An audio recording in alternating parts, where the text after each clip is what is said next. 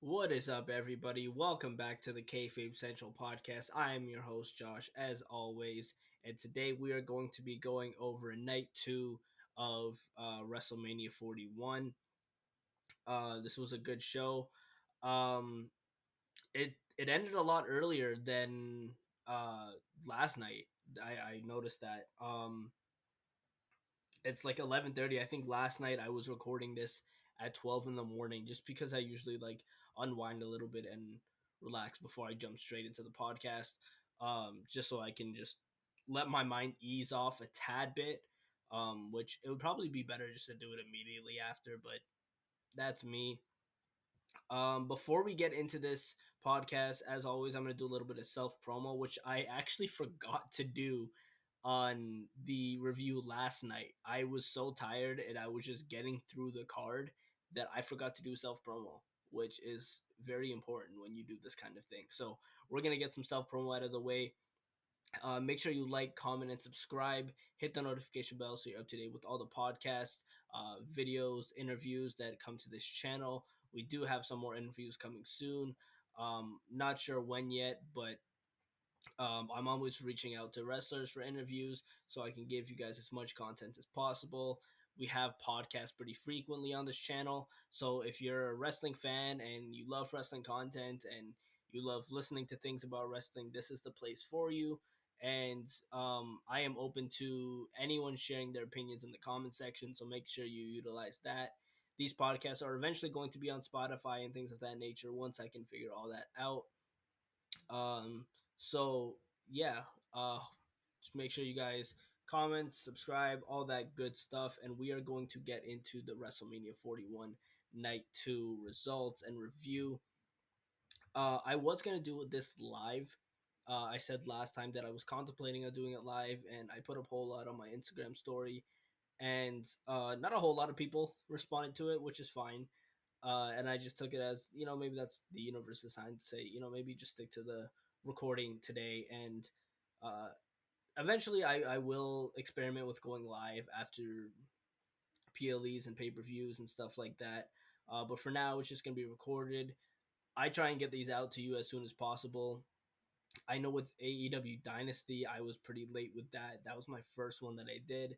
But we've been pretty consistent as of late since Stand and Deliver and all that good stuff. So yeah, the pre-show there was nothing much there. I didn't pay a whole lot of attention to the pre-show. I was listening to it, but I was also doing other things. But nothing really notable. Like how last night we had the announcement of AAA and WWE. WWE acquired AAA. We had the announcement of Rey Mysterio not being able to make it, and the whole Bailey thing. But then there was nothing really on night two here. It was just a whole bunch of talking. The thing with the WWE and hip hop collaboration, nothing too interesting, nothing too important to talk about here. So we kicked off the night with the WWE Women's Championship Triple Threat match between Io Sky, Bianca Belair, and Rhea Ripley, in which Io Sky retained by pinning Bianca Belair. So this was a really good match, and as expected, these three are three of the best in the women's division, and I definitely expect this to be a good match, and they absolutely delivered. And probably match of the night.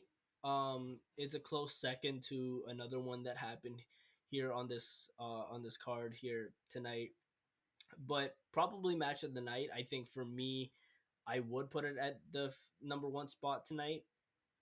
Um, and by the way, night two was much better than night one, and I expected that as well. When I saw the lineup for night one and night two, I'm like, okay, we're gonna get more action on night two, in which we did, and we kicked it off very hot, very good with this triple threat match.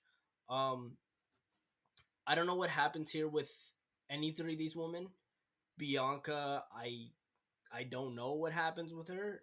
Rhea, I maybe someone brought up the idea that Rhea could move to SmackDown. I would like that honestly to freshen things up a bit, give her some fresh feuds, and I don't know, maybe they run it back with Bianca and Io. I don't really want to see that. Um, my thing with Io is she's a great in ring wrestler. but I don't think that having the title on her right now is a good idea. And because I didn't really enjoy her title reign. And it's mainly because Io, like I said, is a great in-ring wrestler, but when it comes to the storytelling, there's not much there. There's not many memorable feuds that we have. Like you even think about the Bailey match. The match was great, but I can't tell you anything that happened throughout that storyline. Like there wasn't much memorable things other than the split of damage control. That was it. That was the story. And it's been the same thing with Io. She she's not a storytelling wrestler. She's not a sports entertainer per se. She's a professional wrestler. And I know that those two terms aggravate a lot of people, but it is true. She's more of a professional wrestler than she is a sports entertainer. And yeah, I don't think I'm gonna really enjoy this title reign, but I am open to being proven wrong. Next was a Sin City Street fight between Damian Priest and Drew McIntyre, which was another good match. I enjoyed this a lot. I always enjoy a good street fight. There have been better street fights, but this was pretty good, and I enjoyed it. It ended with Drew McIntyre winning, which was a prediction I got wrong, but I don't mind this. I did have the thought that if they want to do things in the future with Drew McIntyre, like have him challenge for the world title at like Backlash or something, maybe have him challenge Jey Uso or John Cena, which would be pretty interesting. And I'll get into that a little bit later on. That Drew McIntyre should win this match, in which he did. So that makes me think that they have big plans for Drew McIntyre post Mania, and I'm to looking forward to that. Don't mind me, it's late. Strong showing from both wrestlers. Uh, like I said, the my favorite spot of this match was the double table spot where Damian Priest was going for the old school thing where I think he turns it into a cross body, and Priest just McIntyre just pushed Priest off the ropes and landed onto both tables. Very simple, but very very good. And they didn't need to do any extra like flip stuff into the tables. It was just a push into the tables, and I like that a lot. So, um, yeah, this was an enjoyable match.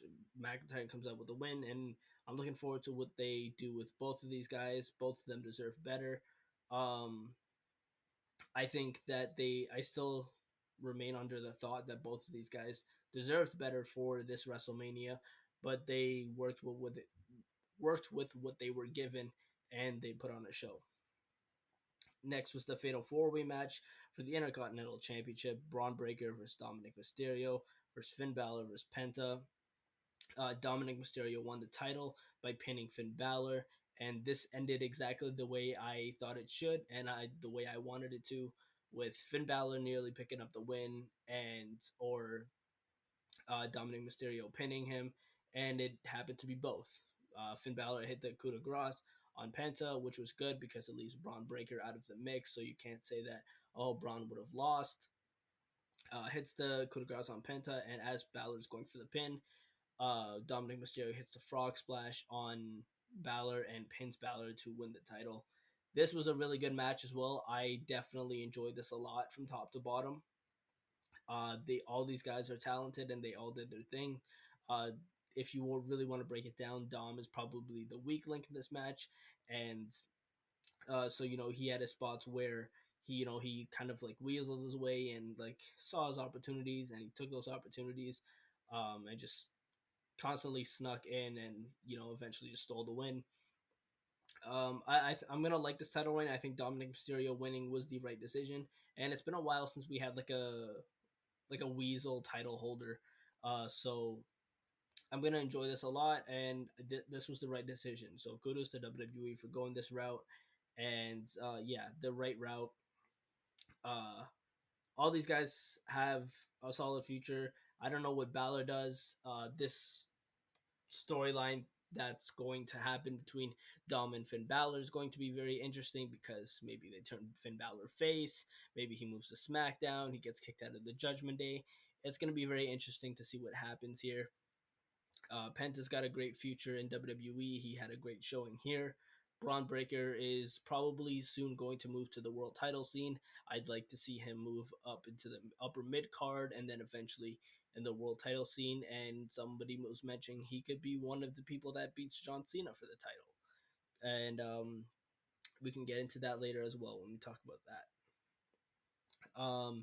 Randy Orton had his open challenge, in which was accepted by surprisingly Joe Hendry, and Joe Hendry was one of the people I wrote off to be Randy's opponent, and I was completely wrong.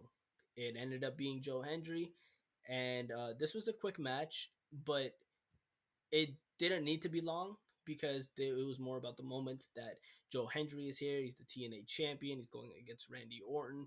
Randy Orton gets the win. Joe Hendry gets a rub. It's a win-win. But this made me think a lot of things, like how WWE bought AAA. Maybe this is more than just a partnership, and WWE actually has acquired TNA. They just haven't announced it yet. I have no idea. I haven't heard anything like that, but that could be the case. So I have no idea, and or maybe they just like Joe Hendry and they want to showcase him. But either way, this is a really good look on Joe Hendry. This is a really good look on TNA, and this really gives them the rub, whether they're bought by WWE or not. And if they are, then that's that's pretty monumental. That's a big move, and you see a lot of TNA talent on WWE. I think it was really cool that Joe Hendry was the one to accept the open challenge. I was hoping it was going to be Nick Aldis, but I thought it was going to be Rusev. It didn't make sense for it to be Aleister Black since they announced he's going to be showing up next Friday on SmackDown. So, um, yeah, this was what it was. Randy hit an RKO as Joe Hendry was posing. And then I found it funny that after the match, he showed respect and then hit him with another RKO. So that was a classic Randy Orton move. And yeah, pretty cool stuff here. Pretty cool moment with Joe Hendry appearing at WrestleMania. And I'm curious as to see where Joe Hendry's future goes from here. Maybe once he's done with TNA, he goes to WWE. I don't know the extent of his contract or anything. So, yeah. AJ Styles versus Logan Paul. Not much to say about this match. It was an okay match. It was fine. It ended with Logan Paul winning, which I expected. Um, Not the highlight of the night, not the best match of the night. It probably was the second worst match of the night, and the ending was flat. It was with what's his name, Jeff, Logan Paul's friend, about to hand him the brass knuckles like every other Logan Paul match ending. But then Karrion Kross came out and stopped him, and then he told AJ Styles to use the brass knuckles, in which he refused. And then it just ended with Paul hitting the punch anyway in the pulverizer. So yeah, very flat feeling ending here. I don't know where this leads between Cross and AJ. I don't know where this goes from here. We have had a thing. I saw something on social media where Cross posted where he warned Roman years ago that the bloodline will fail and that his time is coming, and then eventually the bloodline completely split. So I guess they're just doing this thing where he predicts the future and he tells people their fate, and then when it ends up happening, he's right. Um, so I don't know. Maybe this leads to AJ Styles heel turn eventually. I have no idea where they're going with this. I'm not completely into this. Um, but yeah, this match was whatever. Um, then we had probably the worst match of the night, which was the Women's Tag Team Championship match between Liv Morgan and Raquel Rodriguez versus Lyra Valkyria and a mystery partner, which ended up being Becky Lynch. Becky and Lyra won the titles. Now, I don't know how I feel about this. I don't think that I lied. I do know how I feel about this. Um, I don't think Lyra should be a double champion right now. And I think it's a bad time for her to be a double champ. I don't think they're gonna lose the tag titles to Gigi and Paxley on NXT on Tuesday. Um, I wrote that I can't help but feel bad for Bailey in all of this because it's unfortunate that she was just taken off the card. It could just be a case where Becky was the one that attacked Bailey. This is just like the whole Jade Cargill thing again. So yeah, I don't like that Lyra as a double champ. I think it's going to be very weird, but I do think this means that she's losing one of those titles relatively soon, and I think it's going to be her title. I think it's going to be the Women's Intercontinental title. I don't necessarily know who she drops it to, but I do think there's going to be a title change soon, whether it's tag titles or her title, but it looks more like it's going to be her title before she drops it with Becky. Um, we have the then we have the main event. Because I don't think I have anything else to say about the tag match. Chelsea Green deserves better. I wrote that because she does. Chelsea Green should have been on this card, especially with the work that she's been doing with as Women's United States Champion. So just wanted to put that out there. We had Stone Cold come out just and do the attendance thing that they have people do. So he came out, did his thing, drank a few beers, and just went back. Then we had the main event, the Undisputed WWE Championship match between Cody Rhodes and John Cena, where John Cena wins his 17th world title. I didn't expect this to be a match of the year candidate because, it's John Cena, and that's just not what John Cena does. Um, I expect this to be more storytelling driven, and in which it was. It ended, in my opinion, very weird. And I think that I still think that in terms of a storytelling perspective, this was better than the night one main event, and that might be a hot take. But I do think that it was slightly better if you really do look at it.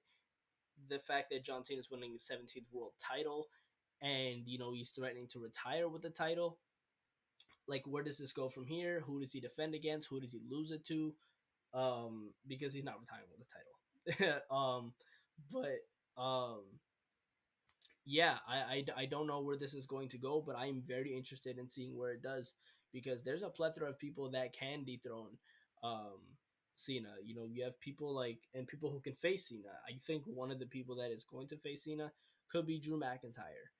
And I would be very interested in seeing that unfold. I'd be more interested in that than seeing McIntyre go after Jey Uso again. So, yeah, we had Travis Scott come out and interfere in the match, causing Cody to get distracted, Cena to remove the turnbuckle and all that stuff, and then hit him with a title and win the match and win the title. I don't really like Travis Scott being involved in all of this. I think it's very weird that he's involved in all of this, and someone who should have been involved in all of this and wasn't was The Rock. And my sister made a joke after Mania ended was that she was still waiting for The Rock to come out. And I don't blame her because he should have been here. And I am sick of The Rock coming back. And, we think that he's going to be a big part of the storyline, and then he just never does anything. So I am sick of seeing that. And it really does suck that they built this feud. It started with The Rock, with John Cena selling out to The Rock, and the guy wasn't even here. I find that very frustrating, and yeah, I think that they should just stop involving The Rock in certain storylines if he's just not going to be consistent with it and show up. Um, so yeah, that's pretty much it. That was the main event. There's nothing else much to talk about here. I think Cody Rhodes is going to take time off and he's been a champion from WrestleMania to WrestleMania, so he deserves the time off, and then he probably comes back. He does deserve to win more titles down the road, more world titles. So we will see where that goes, and when he comes back, and when John Cena loses the title, who he faces.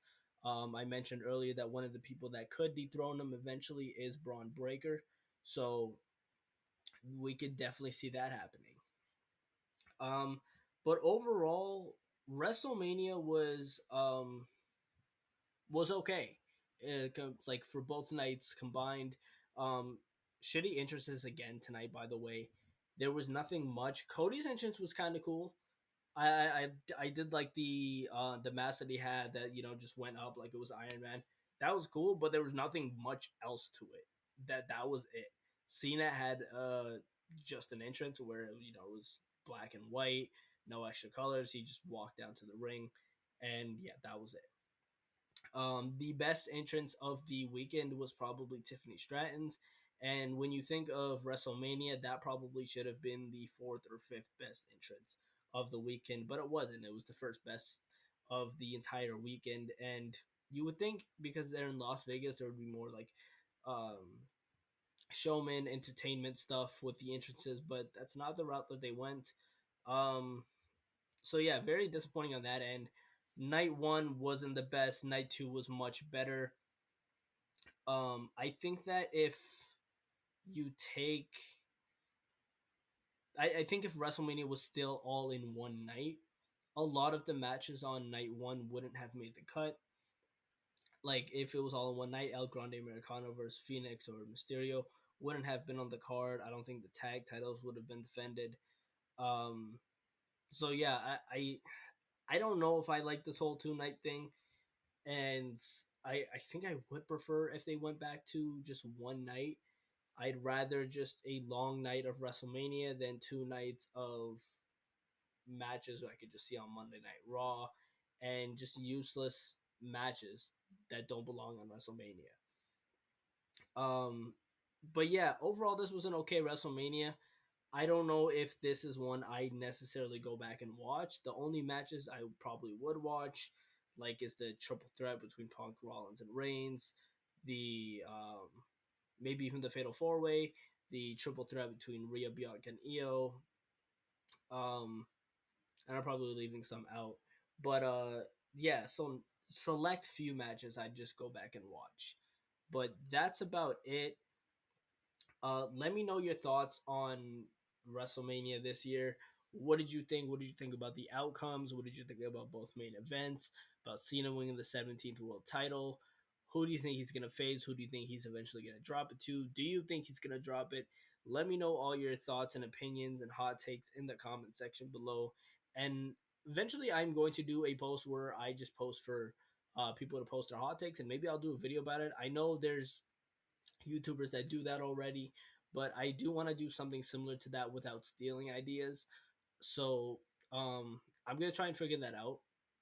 But I do want to do something like that. Maybe I'll just do like a live stream and have people come in the chat and just drop their hot takes and maybe have an interactive thing like an open mic thing too even. So I'm just gonna experiment with ideas, brainstorm stuff, and maybe some of these things will come to light. I can't promise that they will, but yeah, I'm just gonna keep brainstorming these things. But yeah, let me know what you guys thought about WrestleMania this year. And I don't know the next time I'm going to be on here, so I'm also too tired to think. So we have Monday Night Raw tomorrow to cover, and then NXT after that, and then it's just gonna keep on going, just like every other week. So yeah, again, make sure you guys subscribe, like, and comment. Hit the notification bell so you're up to date with all the videos. Go check out my interview with Alexia and Nicole, all that good stuff. Go follow me on all social medias. It's always in the description below. Go check out the Kayfabe Central website. All of that stuff is on there. My predictions, my reviews of the shows and certain matches. All my reviews for all WrestleMania matches are now on there. So go ahead and check out the Kayfabe Central website. I think I actually forgot to put it in the description the last couple of videos. So, but it will be in the description on this video. So go ahead and check that out. And that is going to do it for me. I've been your host, Josh from Kayfabe Central. This was the WrestleMania 41 Night 2 review, and I will see you guys on the next one. Take it easy.